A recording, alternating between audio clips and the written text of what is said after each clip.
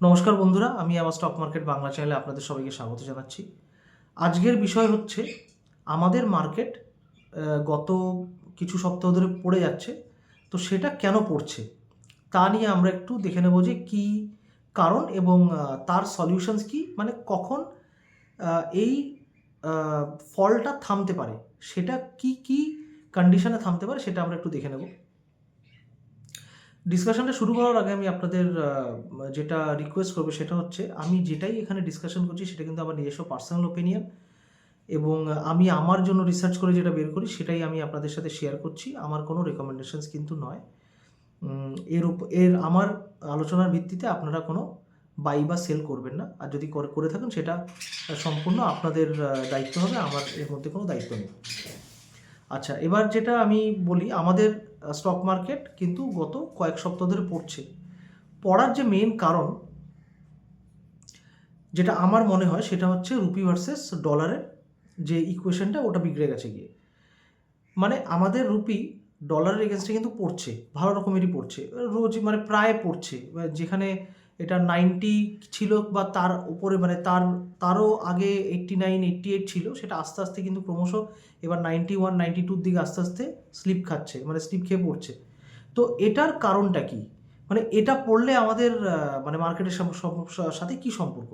ব্যাপারটা হচ্ছে যে যখনই রুপি ডলারের এগেনস্টে পড়ে তখন কিন্তু যারা বড় বড় বিনিয়োগকারী, বড় বড় ইনস্টিটিউশনস, তারা কিন্তু ভারতীয় মার্কেট থেকে টাকা বের করে নেয়। সেটা ডোমেস্টিকও হতে পারে, সেটা কোনো বাইরের ইনস্টিটিউশনস হতে পারে। বড় কোম্পানি হলেই কিন্তু তারা যদি ডলার ভার্সেস রুপির যদি ইকুয়েশনটা বদলে যায় তাহলে কিন্তু ওরা টাকাটা বিভিন্ন কোম্পানি থেকে বের করে নেয়। যদি উল্টো হয়, রুপি যদি অ্যাপ্রিসিয়েট করে ডলার এগেন্স্টে তাহলে কিন্তু কোনো প্রবলেম নেই, বা রুপি যদি ডলারের ইকুয়াল থাকে সব সময়, মানে একটা লেভেল মেনটেন করে থাকে, তাহলেও কিন্তু কোনো প্রবলেম নেই।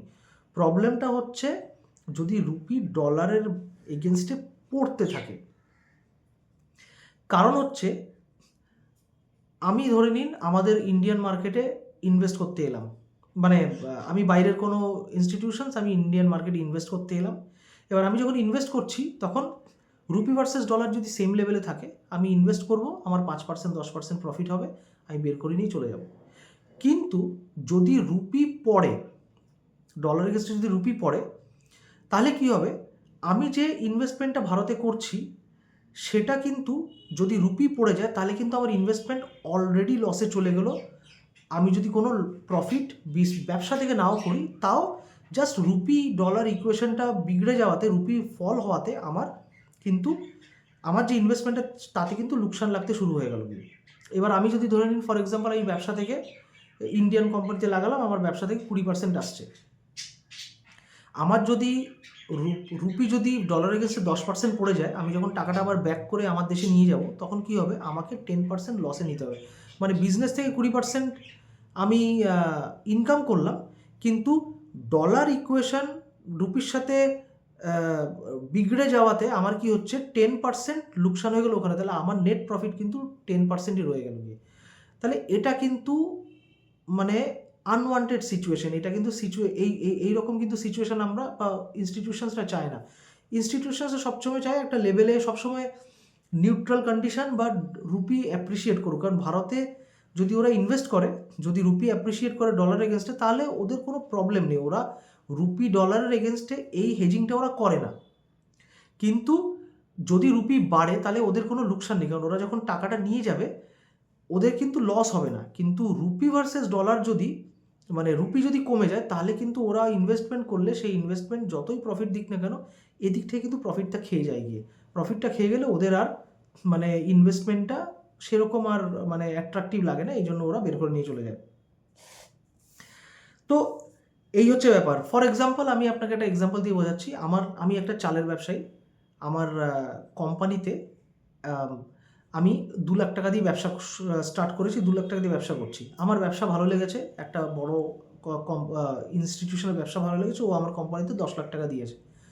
তো আমার ক্যাপিটাল হয়ে গেলো 12 লাখ টাকা। 12 লাখ টাকা যেই আমি ব্যবসায় খাটাচ্ছি, 12 লাখ টাকার মতোই প্রফিটটা এসছে, মানে 12 গুণ বেড়ে গেছে, মানে প্রফিটটা আমার প্রায় 5 গুণ বেড়ে গেছে প্রফিটটা।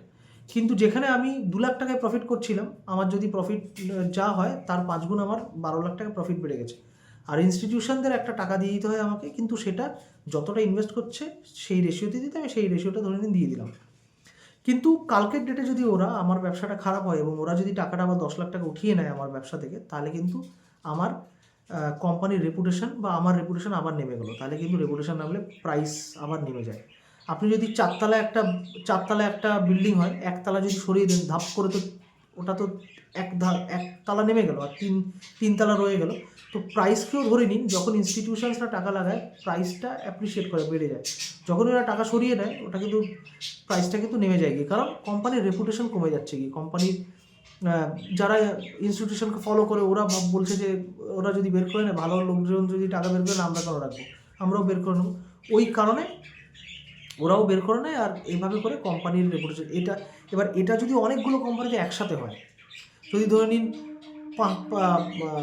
500টা কোম্পানি 1000টা কোম্পানিতে একসাথে হলো, তাহলে কিন্তু মেজর কোম্পানি যারা সেক্টর লিডার বা মেজর কোম্পানি, তাদের যদি রেপুটেশনটা কমে যায়, তাহলে কিন্তু মানে পুরো দেশেই এফেক্ট করবে সেটা। এবং সেই রেপুটেশনটা কমে কখন, যখন রুপি ভার্সেস ডলার ইকুয়েশনটা বিগড়ে যায়, কারণ ওটা সবাইকে ইম্প্যাক্ট করে। ইন্ডিভিজুয়াল কোম্পানিতে যদি কোনো একটা ব্যবসা খারাপ হয়, লোকের যদি ভরসা কমে যায়, তাহলে ওরা শেয়ার বিক্রি করে বেরিয়ে যাবে, সেটা একটা ইন্ডিভিজুয়াল কোম্পানির জন্য হতে পারে। কিন্তু যদি দেশের ইকোনমি বিগড়ে দেওয়ার জন্য যদি রুপি কমে যায় ডলার এগেনস্টে, তাহলে কিন্তু এটা একটা প্রবলেম। এটা কিন্তু অ্যাক্রস পুরো দেশের জন্য প্রবলেম, এবং পুরো দেশেরই সমস্ত কোম্পানি থেকে ওরা মানে যারা ইনস্টিটিউশনরা ওরা টাকা বের করে নেওয়ার চেষ্টা করবে। এবার এটা মানে থামবে কখন?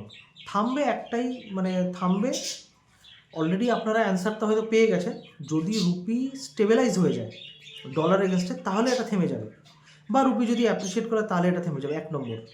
দ্বিতীয় নম্বর হচ্ছে, যদি ব্যবসা এতটাই বেড়ে যায় যে আমার রুপি ভার্সেস মানে রুপি যদি ডলার এগেনস্টে 5% পড়ে, তাও যদি আমার 20% ধরে নিয়ে আমার টার্গেট, যে আমি 20% ব্যবসা বাড়লে 20% প্রফিটে বেরিয়ে যাব। এবার যদি 5% এবার যদি 25% প্রফিট হয় আর 5% যদি রুপি ডেপ্রিসিয়েট করে, তাহলে বাকি 20% আমার টার্গেটটা ফুলফিল হয়ে গেল, তাহলে আমি টাকাটা রাখবো এখানে। তো এই দুটো কন্ডিশন, মানে একটা কন্ডিশন হচ্ছে যদি রুপি ভার্সেস ডলার ইকুয়েশনটা যদি স্টেবল থাকে, তাহলে এই পড়াটা, এই মার্কেট ফল বন্ধ হয়ে যাবে। আর অন্য ব্যাপারটা হচ্ছে, যদি ব্যবসা যদি আমার এতটাই বেড়ে যায় যে এই ডলার ভার্সেস রুপির ইকুয়েশনটা অতটা আর এফেক্ট করছে না, তাহলে ইনস্টিটিউশনসরা টাকাটা রাখবে, এবং তখন আর ওদের মানে এই ইকুয়েশনটাতে লোকসান না হলে ওরা রাখবে টাকা, এবং আমাদের ভারতীয় মার্কেট ফলো হওয়া বন্ধ হবে। তো এই দুটো কন্ডিশনকে আমাদের ওয়াচ করতে হবে। যদিও আমাদের মিডিয়া বা বিভিন্ন চ্যানেল বা মিডিয়া অনেক কিছুই বলছে যে মানে ভেনেজুয়েলার জন্য প্রবলেম হয়েছে, এই মানে আরও বিভিন্ন কারণ দেখাচ্ছে, কিন্তু আমার মনে হয় না এত বেশি দূরে গিয়ে আমাদের খোঁজার দরকার আছে প্রবলেম। আমাদের মানে দেশেরই প্রবলেম এটা, আমাদের রুপি কমছে। কিন্তু একটা কথা, আমাদের রুপি কমলে কিন্তু আমাদের লাভ, এটা জাস্ট আগের ভিডিওতে আমি বলেছিলাম যে আমাদের রুপি কমলে কিন্তু অ্যাকচুয়ালি আমাদেরই লাভ।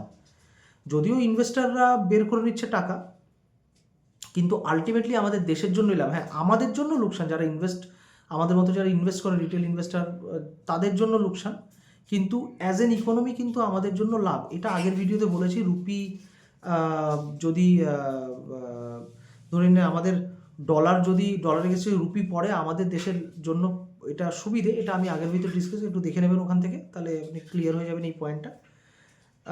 এটাই ছিল আমার একটা ছোট্ট ভিডিও আজকের জন্যে। নমস্কার, ভালো থাকবেন।